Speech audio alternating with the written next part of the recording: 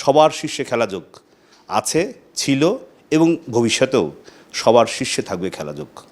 5 তারিখের পর ধ্বংসস্তূপ থেকে 71কে দাঁড় করানোর যতগুলো সংগ্রামী মানুষ ছিল যে তারা হেরে যাবে না, তারা 71কে সবার শীর্ষে রাখবে। এই শীর্ষে রাখার মানুষজন কিন্তু যারা যতগুলো বিভাগ আছে তার মধ্যে এই খেলাযোগ বিভাগটা অন্যরকম একটা সাহস এবং প্রেরণা জুগিয়েছে।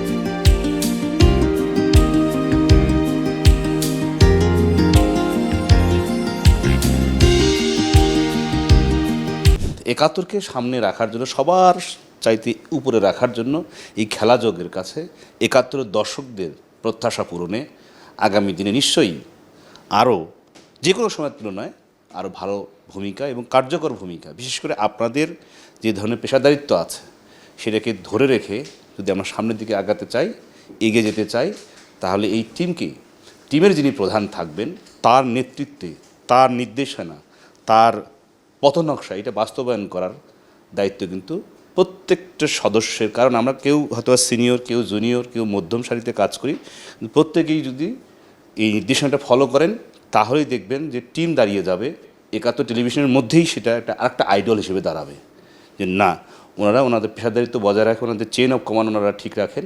আর যারা চেন অফ কমান্ড ঠিক রাখবেন না তারা কিন্তু দিন শেষে পেশাদার সাংবাদিক হিসেবে নিজেকে তৈরি করতে পারবেন না। হয়তোবা কিছুদিন 71-এ কাজ করতে পারবেন, কিন্তু ভবিষ্যতে অন্য কোনো টেলিভিশনে গিয়ে বিপদে পড়বে। সো যেটা হয় যে প্রত্যেকে সম্মানের জায়গাটা রাখতে হবে এবং 71 টেলিভিশন এভাবে এগিয়ে যাবে সামনের দিনগুলোতে।